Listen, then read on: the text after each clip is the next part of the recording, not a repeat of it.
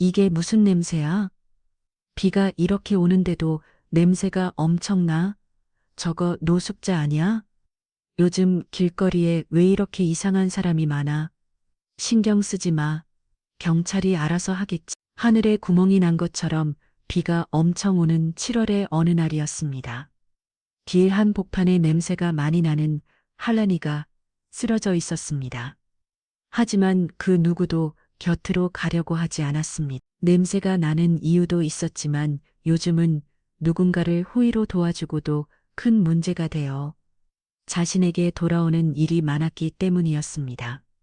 여러 사람들이 혀를 차며 지나갔습니다. 이때 쌍둥이 자매가 때 마침 그 길을 지나가게 되었죠.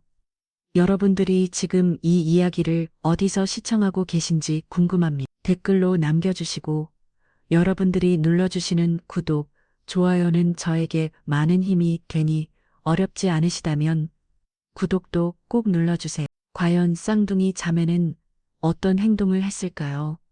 삭막한 세상 속 아주 가슴이 따뜻해지는 감동적인 오늘의 이야기 지금 시작하겠습니다. 하늘이 무너져 내리는 것 같은 날이었습니다. 7월의 장마철, 굵은 빗방울들이 아스팔트를 두드리며 거리 곳곳에 물웅덩이를 만들어냈어요.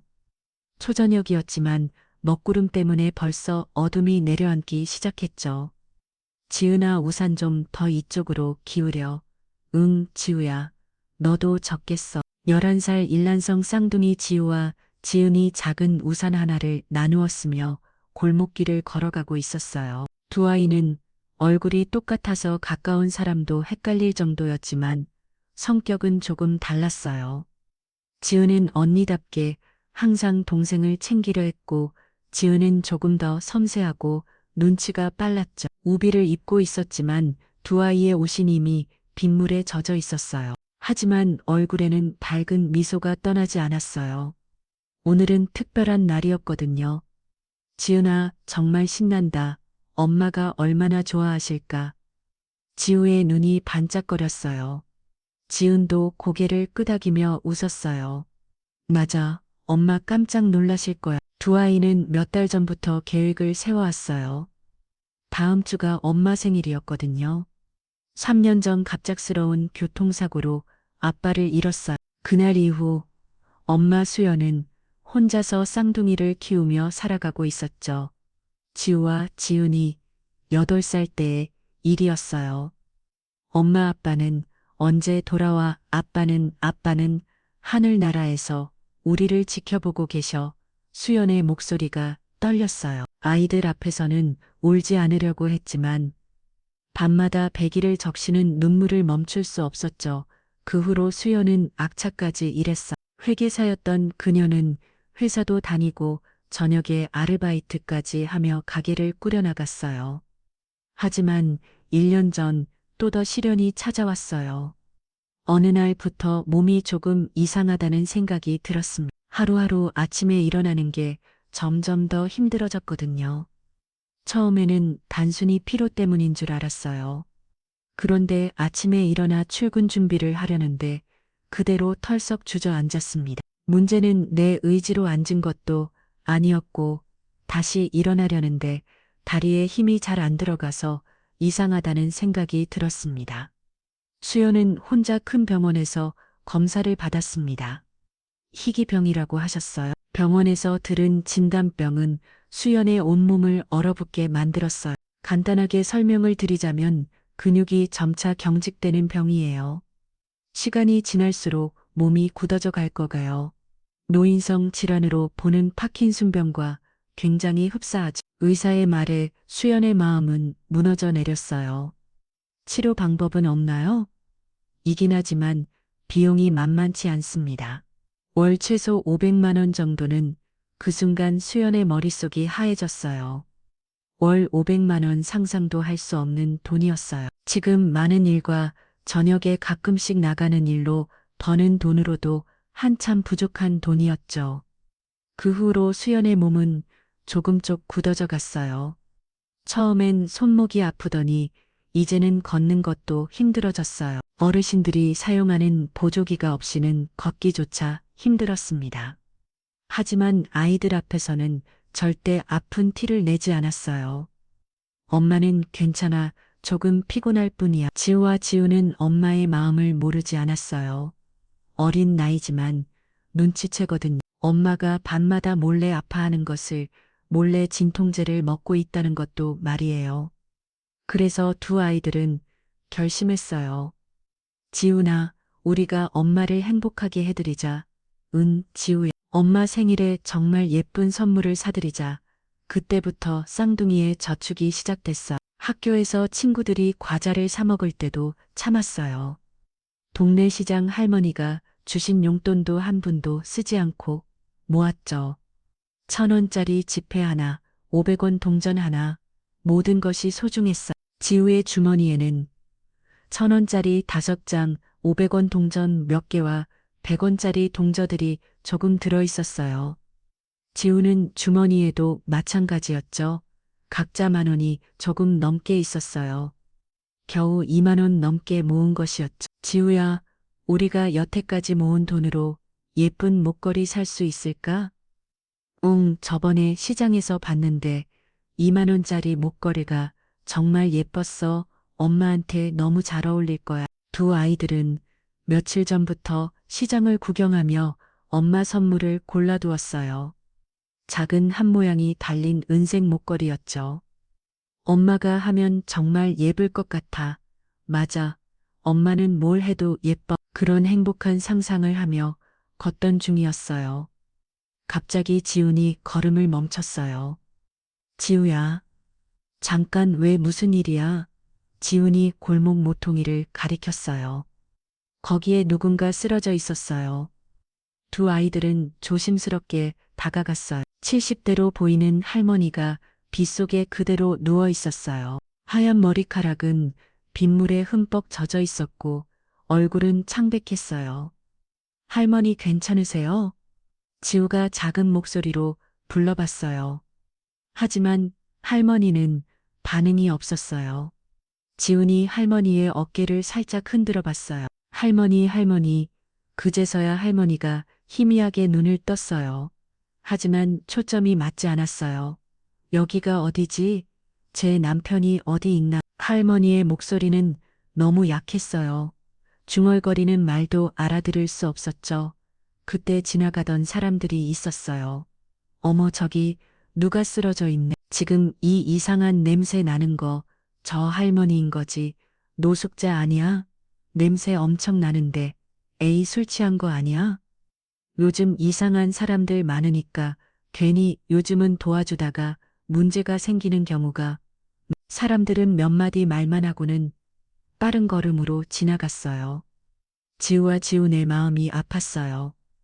지우야, 할머니가 너무 아파 보여. 이 비에 계속 계시면 큰일 날 것 같아. 두 아이는 서로를 바라봤어요. 그 순간 마음속에서 뭔가가 울렸어요. 엄마가 늘 그러셨잖아. 어려운 사람 보면 도와드려야 한다고. 지훈이 말했어요. 맞아. 우리가 아픈 엄마와 살아서 더 잘 알잖아. 지우도 고개를 끄덕였어요. 그런데 어떻게 도와드려야 해? 하지만 다음 순간 두 아이는 서로를 바라봤어요. 주머니 속에 돈이 생각났거든요. 몇 달 동안 모은 소중한 20,000원, 엄마 생일 선물을 사렸던 그 돈, 이렇게 쓰러지면 학교에서 큰 병원 가야 된다고 배웠잖아. 지우야, 그럼 우리 택시를 불러야 할 것 같은데 버스는 잘 모르잖아. 지훈이 목소리가 떨렸어요. 택시는 비싸다고 했는데 우리 돈 다 들어갈 것 같아. 엄마 생일 선물은 어떻게 하지? 이곳에서 큰 병원까지는 꽤 멀었어요. 특히 지금 같은 초저녁 시간에는 교통체증 때문에 택시비가 많이 나올 건 뻔했죠. 도아이는 할머니를 바라봤어요. 점점 더 창백해지는 얼굴, 차가운 빗물에 젖어가는 목, 그리고 다시 주머니 속 돈을 생각했어요. 엄마의 웃는 얼굴이 떠올랐어요.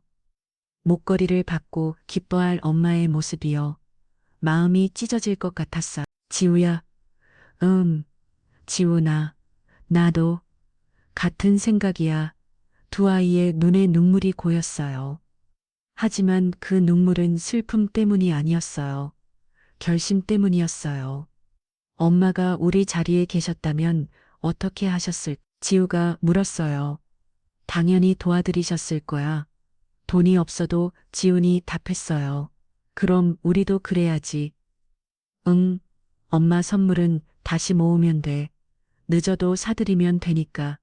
두 아이는 서로의 손을 꼭 잡았어요. 그리고 지나가는 택시를 향해 손을 흔들었어요. 택시, 여기요. 다행히 택시가 멈춰졌어요. 택시 기사 이동철 씨가 창문을 내렸어요. 무슨 일이니? 아니, 아저씨 할머니가 쓰러지셨어요. 병원에 모셔다 드려야 해요. 지우가 간절한 목소리로 말했어요. 택시 기사는 쓰러진 할머니를 보더니 바로 차에서 내렸어요. 어머니 빨리 병원으로 모시고 가야겠네. 기사 아저씨도 마음이 착했어요. 어느 병원으로 갈까? 제일 큰 병원으로 가주세요. 할머니가 많이 아프신 것 같아. 할머니를 택시에 태우면서 이동철 기사가 물었어요. 얘들아, 너희도 같이 가는 거야? 그때 지훈이 고개를 저었어요. 아니에요. 저희는 집에 가야 해요. 엄마가 아프셔서 혼자 계세요. 이동철 기사의 마음이 더욱 뭉클해졌어요. 이렇게 어린아이들이 남을 도우려 하다니.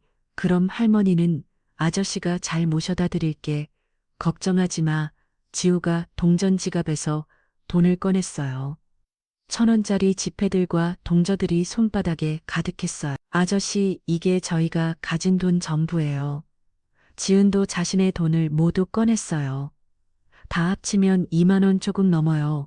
부족하면 죄송해요. 이동철 기사는 그 돈을 보는 순간 코끝이 징해졌어요.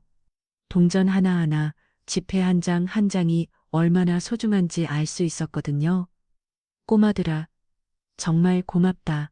나머지는 아저씨가 낼게. 정말요? 감사해요. 두 아이의 얼굴이 환해졌어요. 택시가 떠나가는 모습을 보며 지우와 지우는 마음이 이상했어요. 몇 달 동안 모은 돈은 없어졌지만 가슴이 따뜻했어요. 지훈아, 우리 잘한 걸까? 은, 지우야 분명히 잘한 거야. 두 아이는 비속을 걸어가며 집으로 향했어요. 엄마는 어떻게 반응하실까? 조금 걱정되었지만 후회는 없었어요. 그때 지우와 지우는 몰랐어요. 자신들의 작은 선택이 얼마나 큰 기적을 만들어낼지를 말이에요. 택시 안은 무거운 침묵이 흘렀어요. 이동철 기사는 백미러로 뒷좌석의 할머니를 계속 확인했어요. 할머니는 의식이 흐릿한 채로 계속 중얼거리고 있었거든요. 철민 씨 어디 있어? 집에 가자. 할머니를 모시면서 알게 된 것은 몸에서 나는 냄새도 그렇지만 손 여기저기 상처도 제법 보였습니다. 할머니의 약한 목소리가 이동철의 가슴을 아프게 했어요. 꼭 꺼지는 불꽃 같았어요. 그리고 방금 전 쌍둥이들의 모습이 계속 떠올랐어요. 귀여운 동전 지갑에서 꺼낸 작은 손에 가득한 동전들, 구겨진 1,000원짜리 지폐들, 아이들이 얼마나 오랫동안 한 분, 두 분 모았을지 생각하니 코끝이 징해졌어요. 정말 대단한 아이들이야. 이동철은 혼자 말처럼 중얼거렸어요. 그런데 문제가 있었어요. 초저녁 시간에 교통체중이었어요. 평소에 20분이면 갈 거리가 벌써 40분쯤 막히고 있었어요. 비까지 와서 상황은 더욱 심각했죠. 택시미터기의 숫자가 계속 올라갔어요. 25,000원, 3,000원, 3,000원. 이동철의 마음이 무거워졌어요. 아이들이 준 2,000원으로는 턱없이 부족했어요. 하지만 그는 전혀 후회하지 않았어요. 어르신 조금만 더 참으세요. 곧 병원 도착해요. 할머니는 반응이 없었어요. 가끔씩 작은 신음소리만 냈을 뿐이죠. 이동철은 병원을 향해 조금 더 밟았어요. 시간이 한참 더 지나서야 대학 병원에 도착할 수 있었어요. 택시 요금은 3만 8. 이동철은 망설임 없이 미터기를 꺾습니다. 그리고는 자신의 지갑에서 따로 돈을 빼놨습니다. 자신도 오늘 하루 손님이 없어서 회사에 내는 산업금을 채우지 못한 상태였기 때문이었죠. 아이들이 모은 그 소중한 마음을 헛되게 할 순 없어. 그는 부족한 2만 8천 원을 자신이 냈어요. 응급실 직원들이 달려와 할머니를 응급침대에 옮겼어요. 어르신 상태가 어떻게 되세요? 간호사가 물었어요. 길에서 쓰러져 계셨어요. 의식이 흐릿하고 계속 누군가를 찾고 계세요.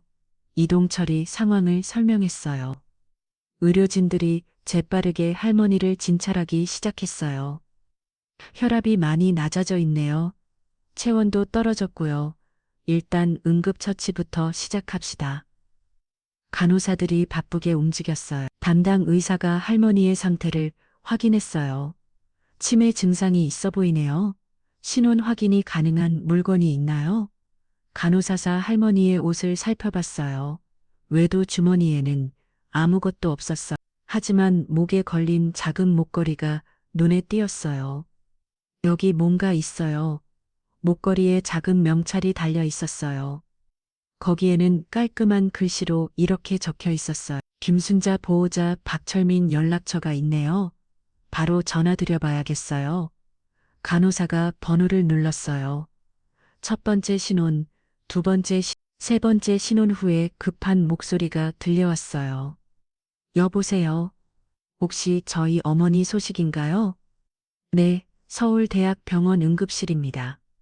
김순자라는 분의 보호자이신가요? 맞습니다.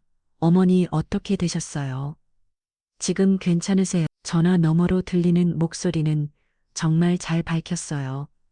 다행히 큰 위험은 없으세요. 지금 응급 처치 중입니다. 정말 다행이네요. 지금 바로 갈게요. 전화가 끊어졌어요. 간호사는 이동철에게 고개를 끄덕였어요. 보호자 분이 오고 계셔요. 그런데 이분을 어떻게 발견하신 거예요? 이동철은 쌍둥이들 이야기를 하기 시작했어요. 빗속에 쓰러진 할머니를 발견한 어라 몇 달 동안 모은 엄마 생일 선물 돈을 모두 택시비로 낸 이야기. 동전 하나하나가 얼마나 소중했을지에 대한 이야기. 간호사들의 눈이 촉촉해졌어요. 정말 착한 아이들이네요. 요즘 그런 아이들이 어디 있어요? 부모님이 정말 잘 키우셨나 봐요. 30분 후 병원 앞에 고급 승용차 한 대가 급히 들어서 왔어요. 벤츠 마우바우 S클래스였어요. 차에서 두 명의 남자가 내렸어요. 한 명은 50대 중반의 정장 차림 남성이었고 다른 한 명은 70대의 품위 있는 노신사였어요. 두 사람 모두 얼굴에 걱정이 가득했어요. 아버지 빨리 가요. 준혁아 정말 다행히. 응급실 로비에 들어 선 순간 간호사들이 옹성거리기 시작했어요. 저분 혹시 그 유명한 맞는 것 같은데 뉴스에서 봤던 얼굴이야. 대기업 회장님 아니야? 세상에 그럼 저 할머니가 박철민 회장과 아들 준혁은 급히 접수대로 향했어요. 김순자 환자 보러 왔습니다. 아, 네, 이쪽으로 오세요. 응급실 안에서 산소 마스크를 쓰고 누워있는 순자를 본 순간 철민의 눈에서 눈물이 흘러내렸어요. 여보 정말 걱정했어. 순자는 이제 의식이 조금 돌아온 상태였어요. 여보, 철민 씨인가요? 응, 나야. 순자야. 철민이 순자의 손을 꼭 잡았어요. 담당 의사가 다가왔어요. 다행히 큰 문제는 없으세요. 탈수와 저체온증이 있었지만 적절한 처치로 회복되고 계십니다. 아, 그리고 영양실조 증상도 조금은 있으십니다. 혹시 집에서 나온 지 얼마나 되셨을까요? 한 일주일 정도요. 정말 감사합니다. 선생님 아들 준혁이 깊이 고개를 숙였어요. 그때 이동철 기사가 조심스럽게 다가왔어요. 실례합니다. 아, 네, 말씀하세요. 철민이 돌아왔어요. 제가 할머니를 모셔다 드린 택시기사입니다. 아, 정말 감사합니다. 어떻게 감사를 드려야 할지 아니에요. 사실 저보다 더 고마워해야 할 분들이 있어요. 이동철이 말을 이었어요. 11살 쌍둥이 자매가 할머니를 발견했어요. 철민과 준혁의 눈이 커졌어요. 11살이요? 이 폭우 같은 빗속에 쓰러져 계신 할머니를 보고 자신들이 가지고 있는 돈 전부를 써서 택시를 불렀어요. 어이동철의 목소리가 떨렸어요. 가지고 있는 돈 전부라고 하셨어요? 준혁이 놀라면 물었어요. 얘기를 들어보니 엄마 생일 선물을 산다고 몇 달 동안 동전 하나 1,000원짜리 한 장씩 모은 돈이었어요.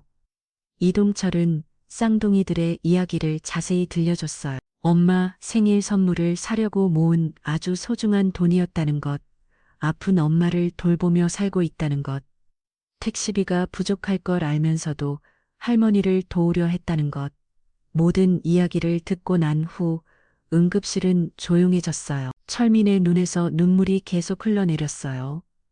그런 아이들이 정말 있구나. 준혁도 목이 메웠어요. 제요, 그런 아이들이 정말 있구나. 준혁도 목이 메웠어요. 아버지, 우리가 그 아이들을 꼭 찾아야 해요. 당연하지. 이런 은혜를 어떻게 잊을 수 있겠니? 철민이 이동철을 바라봤어요. 기사님, 그 아이들이 어디 사는지 아세요? 정확한 주소는 모르지만 아이들이 할머니를 택시에 태운 장소는 기억해요. 초등학생이니까 그 근처에 살 거예요. 그럼 내일 기사님과 함께 찾아가도 될까요? 물론입니다. 저도 그 아이들이 걱정돼요. 그날 밤 철민과 준혁은 잠들 수 없었어요. 11살 아이들의 순수한 마음이 계속 떠올랐거든요. 자신들도 몰랐던 따뜻한 감정이 가슴 깊숙이 올라왔어. 준혁아, 내 아버지, 내가 살면서 이렇게 감동받은 적이 있었나 싶어. 저도 그래요.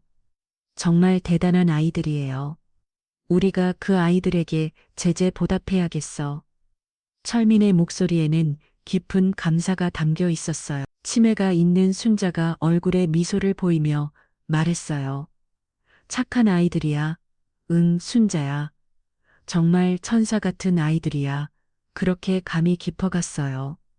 내일이면 운명적인 만남이 시작될 거라는 걸 아직 아무도 몰랐어요. 작은 선행이 만들어내 거대한 기적의 시작이었어요.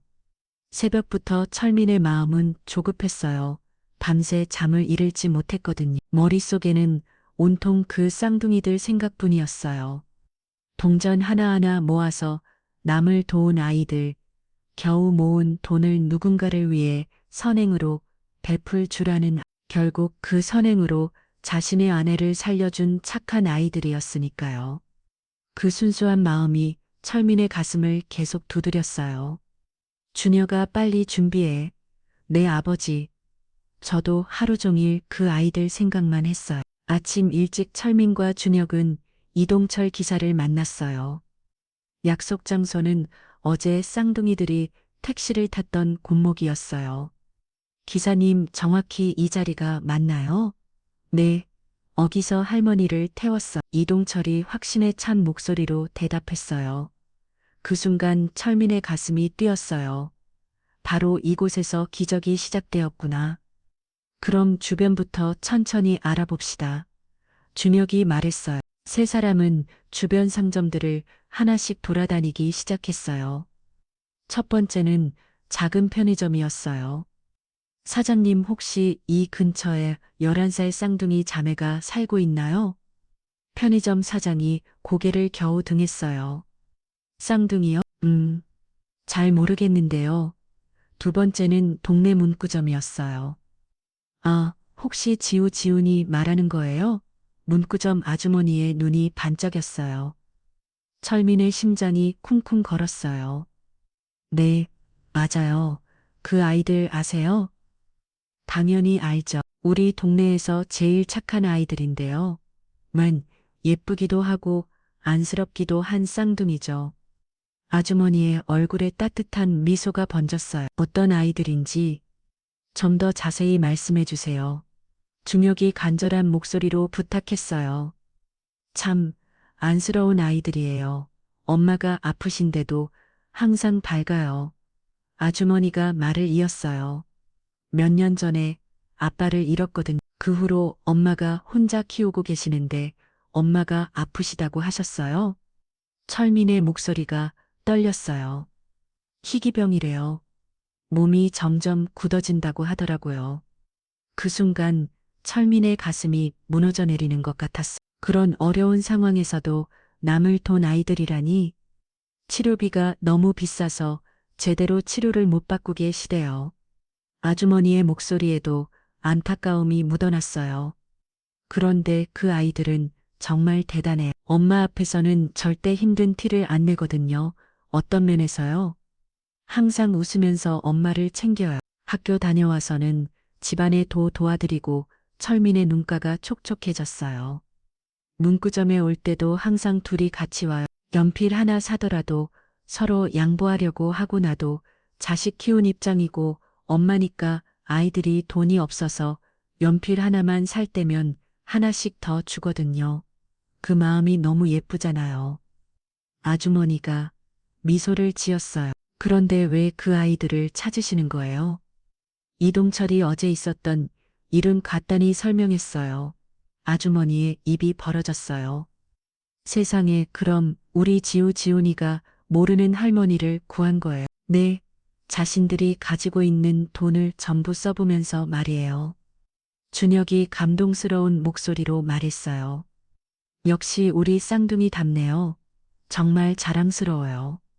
아주머니의 눈에서 눈물이 글썽거렸어요. 그 아이들 집이 어디에 있는지 아세요? 물론이죠. 여기서 두 불로 떨어진 연립주택이에요. 아주머니가 자세한 길을 알려줬어요. 그런데 지금은 학교에 갔을 거예요. 세 사람은 연립주택을 찾아갔어요. 3층 건물에 2층 끝방이었어요. 김수연이라고 적혀 있었어요. 철민이 초인종을 눌렀어요. 누구세요? 안에서 약한 목소리가 들려왔어요. 안녕하세요. 지훈이 어머니신가요? 네, 그런데 누구시죠? 어제 아이들이 도와준 할머니의 가족입니다. 문안이 조용해졌어요. 기다려주세요. 제법 시간이 지나서야 문이 천천히 열렸어요. 수연이 문틈으로 얼굴을 내밀었어요. 노인들이 사용하는 보조기를 써서 아주 천천히 문을 열어주기 위해 온 것이었습니다. 창백한 얼굴과 마른 몸이 천민의 마음을 아프게 했어요. 어머, 정말이에요? 할머니는 괜찮으세요? 아이들이 집에 와서 길에 쓰러진 할머니를 도와드렸다고 얘기는 했거든요. 수연의 첫 번째 관심사는 할머니 안 보였어요. 네, 덕분에 완전히 회복하셨어요. 정말 다행이에요. 수연이 안도의 한숨을 쉬었어요. 그런데 아이들이 뭘 했다고 들어가서 자세히 말씀드려도 될까요? 철민이 정중하게 부탁했어요. 아, 네. 들어오세요. 그런데 집이 좀 작고 더러워서요. 작은 거실에 들어서는 철민과 준혁의 마음이 무거워졌어요. 낡은 가구들과 좁은 수연은 더럽다고 얘기했지만 정말 깔끔하게 정리되어 있었어요. 앉으세요. 차라도 대접하고 싶은데. 아니에요. 괜찮습니다. 철민이 손을 잡았어요. 택시기사 이동철이 어제 있었던 일을 자세히 설명했어요. 할머니가 빗속에 쓰러진 것, 쌍둥이들이 발견한 것, 가지고 있는 돈 전부 써서 택시를 부른 것. 모든 이야기를 들은 수연의 눈에서 눈물이 흘러내렸어요. 정말 우리 아이들이 그런 일을, 아이들이 돈이 없었을 텐데요. 귀여운 동전 지갑 안에 1,000원짜리 지폐 몇 장하고 동저들이 들어있었어요. 돈이 부족해서 죄송하다며 예의도 바르더라고요. 정말 대단한 아이들이에요. 이동철이 이야기했습니다. 저는 전혀 몰랐어요. 그냥 할머니만 도와드렸다고 했거든요. 수연의 목소리가 떨렸어요. 아이들이 돈을 썼다고 하면 더 걱정하실까봐 말 안 한 것 같아요. 철민이 따뜻하게 말했어요. 그 돈이 어머니 생일 선물을 사렸던 돈이었다고 들었어요. 수연이 고개를 끄덕였어요. 어머니 생일이 언제세요? 다음 주에요. 수연의 마음이 아팠어요. 철민이 주력을 바라봤어요. 둘의 마음이 통했어요. 수연 씨, 저희가 도와드리고 싶어요. 도와주신다니. 이렇게 찾아오셔서 얘기해 주신 것만으로도 이미 충분히 감사한데요. 아니에요. 저희가 받은 은혜가 커요. 저희는 아이들이 아니었으면 저한테는 어머니, 아버지는 아내를 잃을 뻔했던 일이에요. 철민의 목소리에 진심이 담겨 있었어요. 사실 저희는 큰 회사를 운영하고 있어요. 주력이 조심스럽게 말했어요. 회사요? 네, 대기업이에요. 수연의 눈이 커졌어요. 자마이들의 순수한 마음에 감동받았어요. 철민이 말을 이었어요. 그리고 어머니의 병에 대해서도 문방구 아주머니께 들었어요. 수연의 얼굴이 굳어졌어요. 저희가 치료비를 드라고 싶어요. 그런 건 받을 수 없어요. 수연이 손을 저었어요. 왜요? 너무 큰 돈이에요? 갚을 수도 없고 갚으실 필요 없어요. 철민이 단호하게 말했어요. 아이들이 저희에게 더 큰 선물을 줬거든요. 선물이요? 세상에는 아직 따뜻한 마음이 있다는 걸 보여줬어요. 주력의 목소리도 달렸어요. 혹시 오늘 아이들을 학교로 저희가 데리러 가도 될까요? 학교로요? 아이들이 얼마나 훌륭한 일을 한 것인지 알게 해주고 싶어서요. 근데 제가 움직이기가 쉽지 않아서 괜찮습니다. 저희가 차로 모시고 갈 거니까 준비만 해주세요. 서연이 준비를 하는 동안 주력은 회사 비서에게 전화를 했습니다. 여기 주소로 바로 차분해 주세요. 그리고 집에 연락해 놓을 테니 한 대는 집에 들렸다가 이쪽으로 오시고 시간이 안 맞으면 초등학교 주소 하나 줄 테니까 그쪽으로 오시면 됩니다. 전화를 끊고 주력은 아내에게 전화를 했습니다. 여보, 지금 집으로 차분할 테니까 어머니랑 같이 좀 나와줘요. 아이들한테 어머니가 괜찮아지신 걸 보여줘야지. 알겠어요. 준비하고 바로 갈게요. 아버지인 철민도 고개를 끄겠습니다. 집 앞에 누가 봐도 골목에 어울리지 않는 차량 한 대가 더 왔습니다. 가시죠.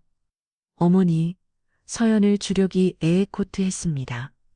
아, 학교에서 놀라지 않도록 선생님께 미리 전화드릴게요.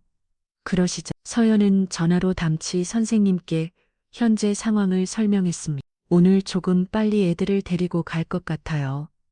학교 앞에 도착하자 아무런 의심 없이 경비원 아저씨가 정문을 열어주셨습니다. 이미 담치 선생님이 학교에 얘기했고 교장 선생님이 허락을 하셨다고 하더라고요. 너무 멋있는 장면이 연출되었습니다. 검은색 고급 벤츠 여러 대가 초등학교 운동장에 세워졌습니다. 아이들이 모두 창문에서 차를 내려다봤습니다. 서연이 차에서 내려왔습니다. 그때 한 교실에서 소리치는 게 들렸습니다. 엄마 지은이와 지우였습니다. 쌍둥이는 그대로 운동장으로 뛰어내려왔습니다. 두 아이가 엄마의 품으로 달려들어 안겼습니다.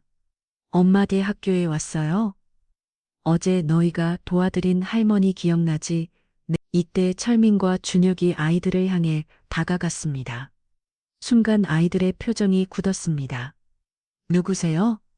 지은이 물었어요.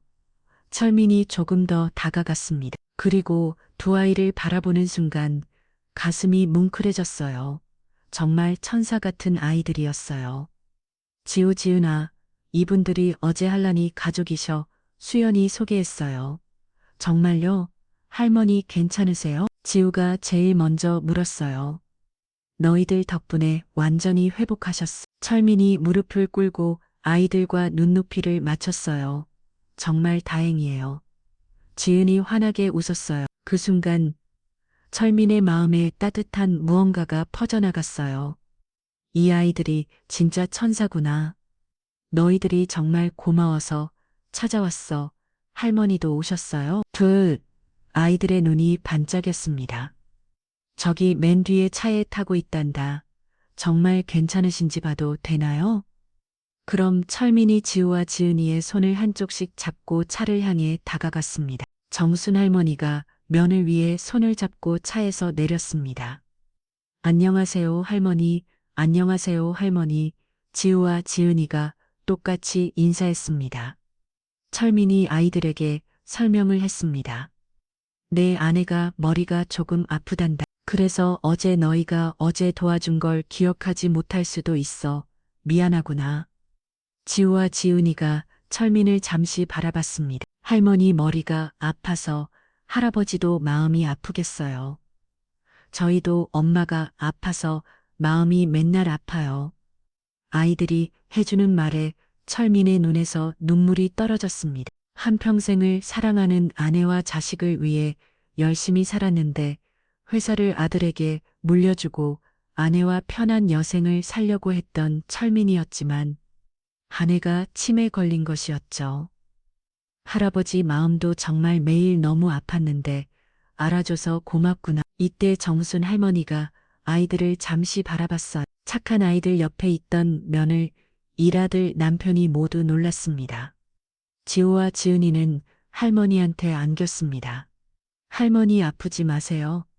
할머니가 아프면 할아버지가 아파요. 할머니는 아이들의 등을 토닥이며 웃으셨지만 아이들의 말을 이해하지는 못한 것 같았습니다. 우리 오늘 맛있는 거 먹으러 가졌구나. 저희 아직 학교 안 끝났어요. 할아버지가 선생님한테 말씀드릴게. 엄마도 같이 가면 갈게요. 그럼 다 같이 가야지. 차 열어 대가 학교 밖으로 유유히 빠져나갔습니다. 아이들과 함께 고급 레스토랑에서 맛있는 저녁을 먹었습니다. 집까지 다시 데려다 준 철민은 아이들에게 얘기했습니다. 지우야, 지우야, 다시 한번 정말 고맙군. 그리고 앞으로 자주 봤으면 좋겠는데 괜찮니? 지훈이와 지우는 웃으며 대답했습니다. 좋아요, 할아버지. 할머니도 같이 봐요. 그래, 그래. 다음에 또 보자. 그날 밤 수연은 잠들 수 없었어요. 박철민 회장의 말들이 계속 머릿속을 맴돌았거든요. 치료비를 지원하고 싶어요. 그 말이 진짜일까요? 꿈처럼 느껴졌어요. 수연의 가슴 한구석에서 작은 희망이 꿈틀거렸어요.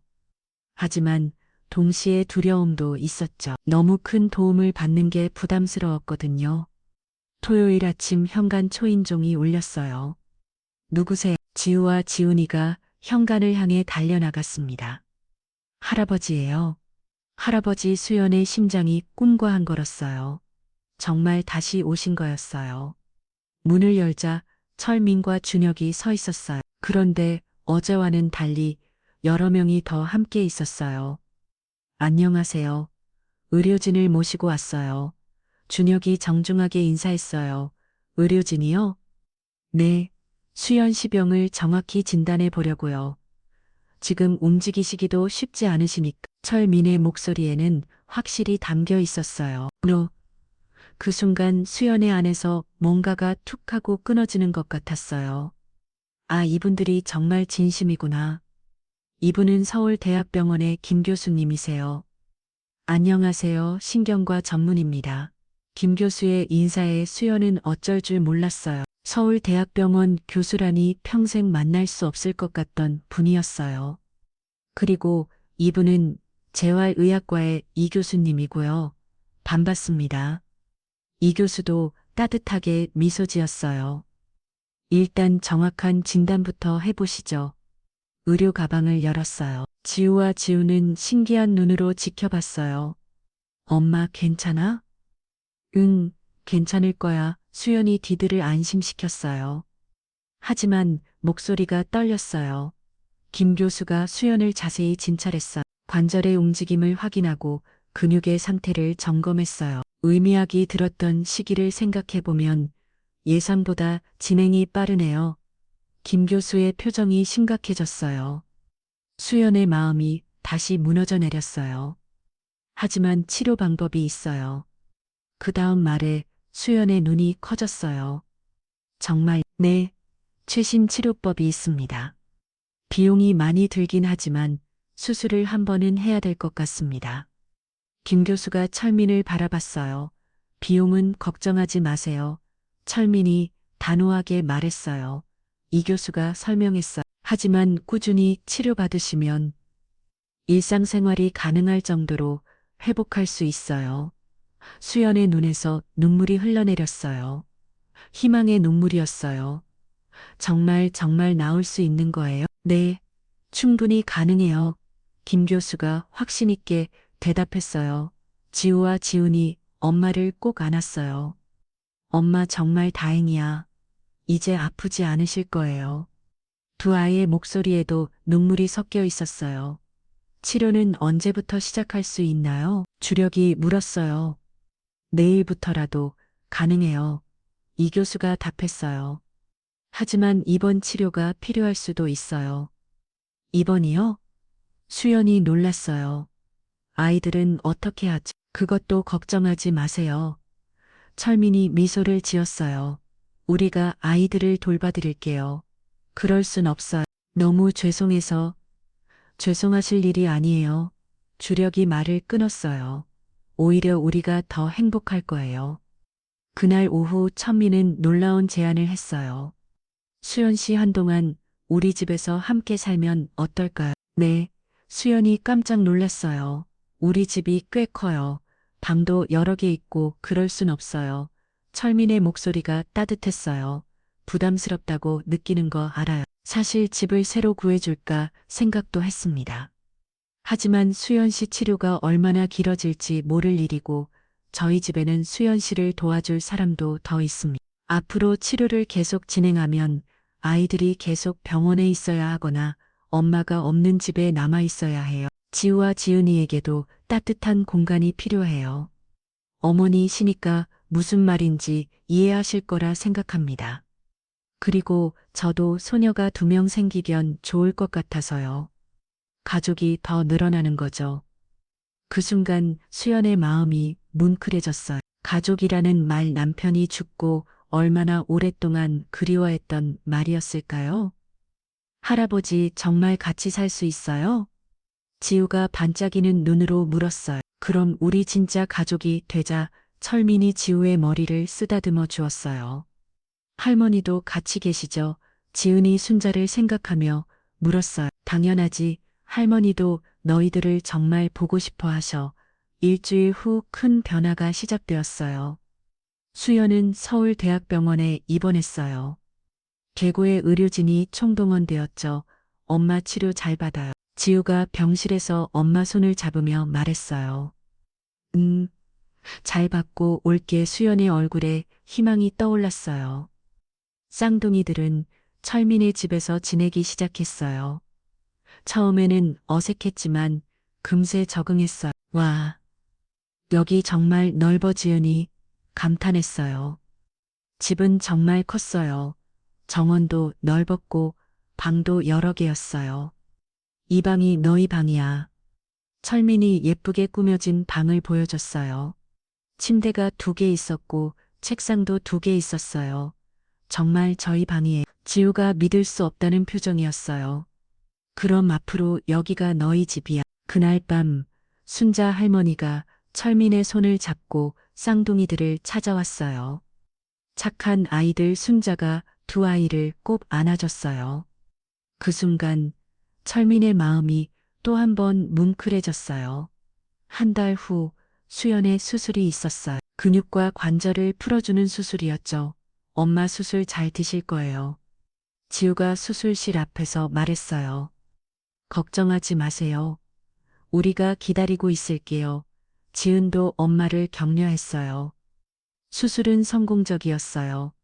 정말 잘 되었어. 김 교수가 웃으며 말했어요.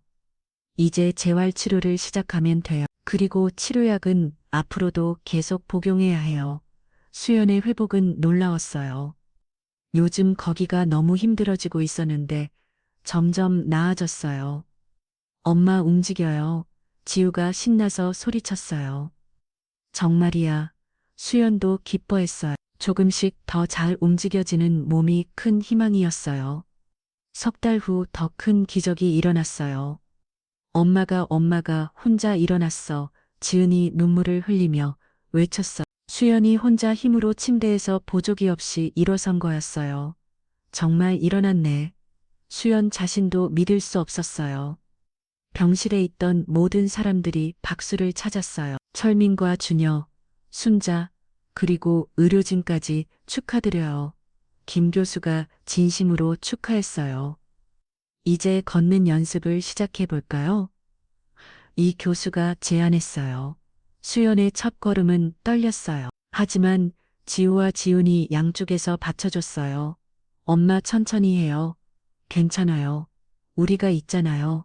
한 걸음, 두 걸음, 수연이 다시 걷기 시작했어요. 그 모습을 본 천민의 눈에서도 눈물이 흘러내렸어요. 정말 기적이야. 준혁도 감동받았어요. 그날 저녁 모든 가족이 함께 모였어요. 수연은 휠체어에 앉아 있었지만 얼굴은 밝았어요. 회장님 정말 감사해요. 수연이 진심으로 말했어요. 무슨 말씀이세요? 우리가 더 감사하죠. 철민이 답했어요. 지훈이가 우리에게 새로운 가족을 선물해줬잖아요. 할아버지 쌍둥이들이 철민을 꼭 안았어요. 할머니도요. 순자도 함께 안겼어요. 처음에 할머니를 병원에 모셔다 준 택시 기사 이동철도 자주 놀러 왔어요. 잘 지내고 있지? 네, 기사 아저씨. 정말 좋아요. 지우가 환하게 웃었어요. 엄마도 많이 좋아지셨어요. 지훈이 자랑스럽게 말했어요. 정말 다행이구나. 이동철의 얼굴도 미소가 번졌어요. 그렇게 계절이 바뀌었어요.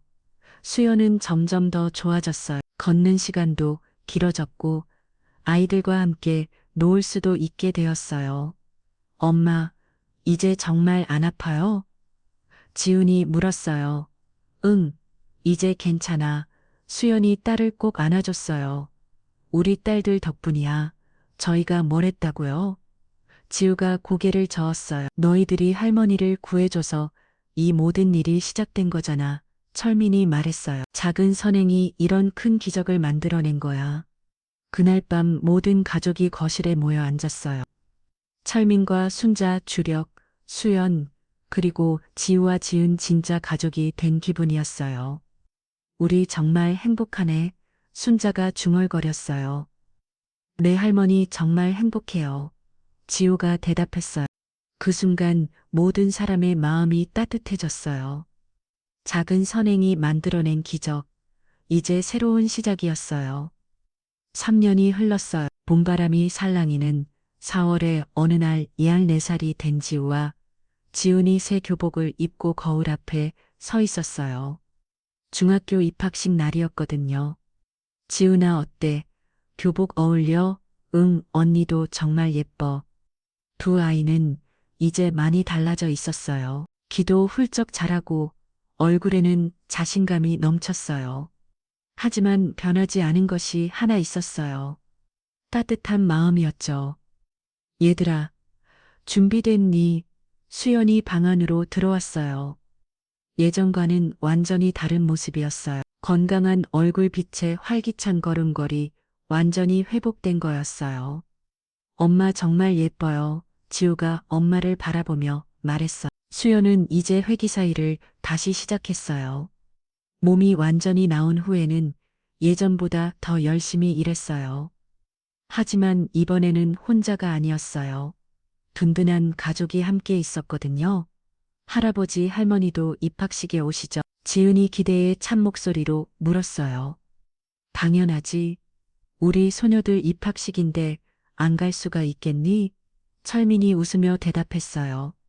입학식장에서 온 가족이 함께했어. 철민, 순자, 주력, 수연, 그리고 지우와 지은, 이동철 기사도 함께 왔어요. 정말 대견하다. 이동철이 진심으로 말했어요. 그는 이제 선행 택시라는 봉사 활동을 하고 있었어요. 어려운 상황에 있는 사람들을 무료로 도와주는 일이었죠. 아저씨도 정말 대단해요. 지우가 존경스러운 눈으로 말했어요. 너희들에게 배운 거야. 이동철이 쑥스럽게 웃었어요. 입학식이 끝난 후 가족들은 함께 식사를 했어요. 고급 레스토랑이었지만 분위기는 정말 따뜻했어요. 꿈이 뭐야? 주력이 물었어요. 저는 의사가 되고 싶어요. 지우가 자신있게 대답했어. 엄마처럼 아픈 사람들을 도와주고 싶어요. 정말 좋은 꿈이구나. 철민이 흐뭇하게 웃었어요. 지은이는 저는 사회복지사가 되고 싶어요. 지은의 목소리에도 확실히 담겨 있었어요. 우리처럼 어려운 아이들이 있다면 도와주고 싶거든요. 그 순간 모든 어른들의 가슴이 뭉클해졌어요. 아이들이 자신들의 경험을 바탕으로 남을 돕고 싶어 하다니 너희들 정말 자랑스러워. 수연의 눈에 눈물이 맺혔어요.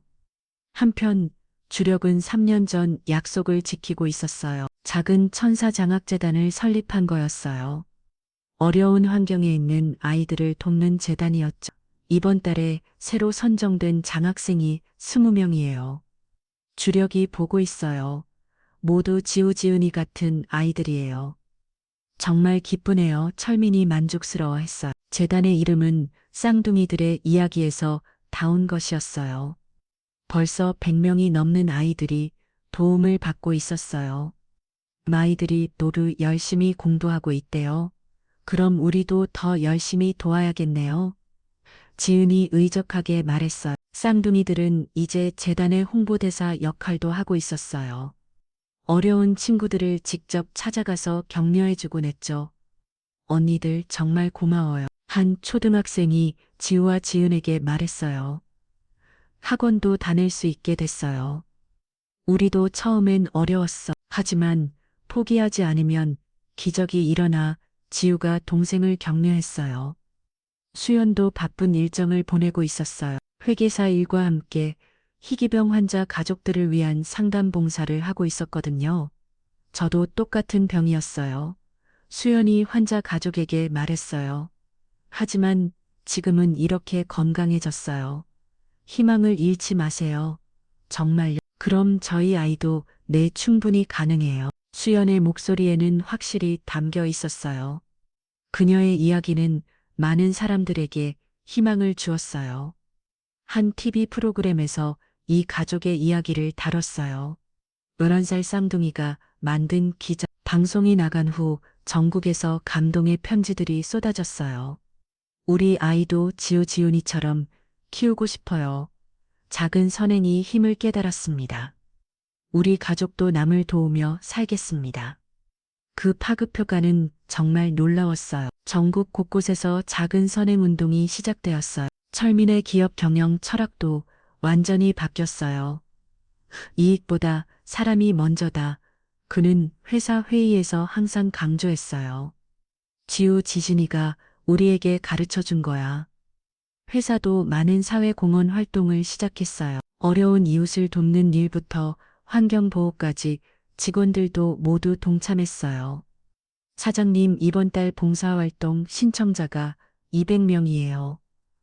정말 기쁜 일이네요. 중역이 푸듯했어요.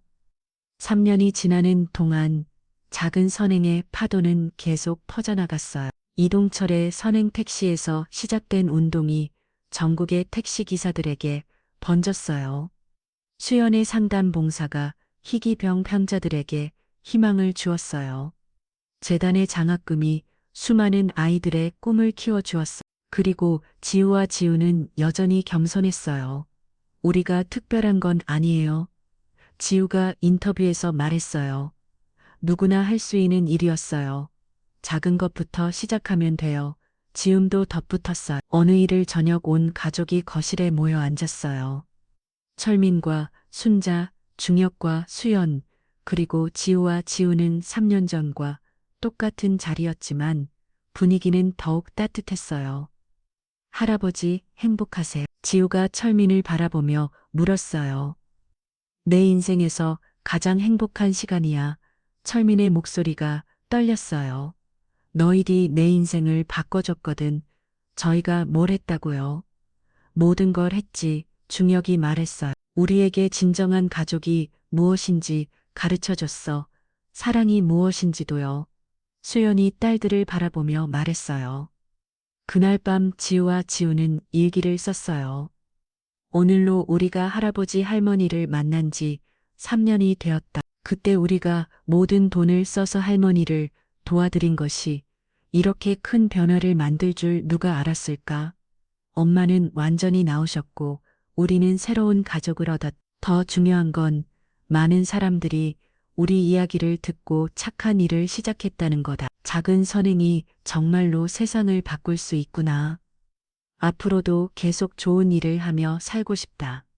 그리고 우리처럼 어려운 친구들을 더 많이 도와주고 싶다. 다음 날 아침 새로운 소식이 들려왔어요. 아이들 정부에서 너희들에게 상을 주신대. 준혁이 신나서 말했어요. 청소년 선행 대상이래. 정말요? 지우와 지훈이 놀랐어요. 너무 많은 걸 받은 것 같은데 더 받아도 괜찮아. 철민이 자랑스럽게 말했어요. 너희들의 작은 선행이 전국으로 퍼져나갔잖아. 시상식 날 대통령이 직접 상을 수여했어요. 여러분은 우리 사회의 희망입니다. 대통령이 말했어요. 작은 선행이 얼마나 큰 변화를 만들 수 있는지 보여줬어요.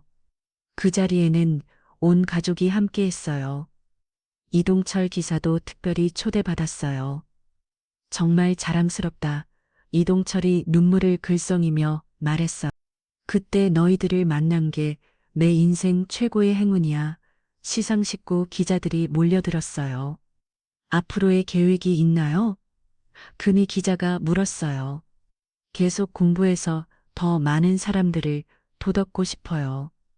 지우가 당당하게 대답했어요. 그리고 우리 이야기를 듣고 힘을 얻는 사람들이 있었으면 좋겠어요. 지훈이 덧붙였어요. 그날 저녁 뉴스에서 이들의 이야기가 다시 방송되었어요. 전국의 시청자들이 또 한 번 감동받았어요. 댓글들이 쏟아졌어요. 우리 아이들에게도 이런 마음을 가르쳐 주고 싶어요.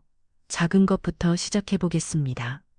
정말 감동적인 이야기네요. 그리고 지금도 이 이야기는 계속되고 있어요.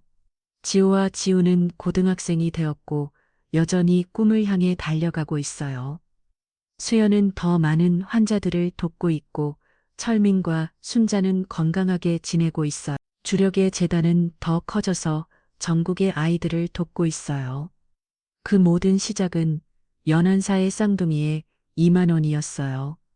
작은 선행이 만들어낸 거대한 기적.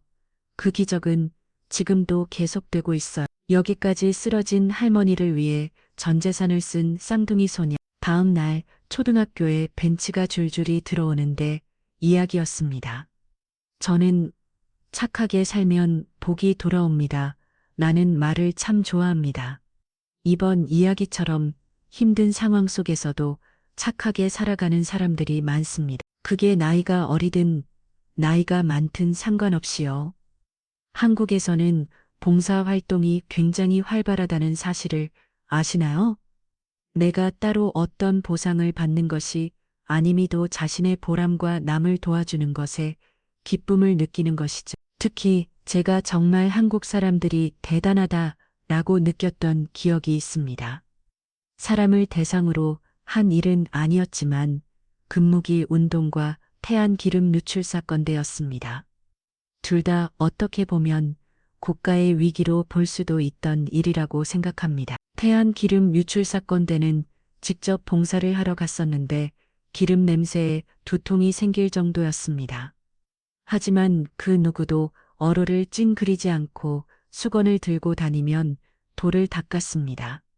지금도 종종 봉사활동을 가고 있습니다. 오히려 기분이 나쁘고 힘든 일이 있을 때 봉사를 가서 기분 전환을 하고 오는 것 같습니다.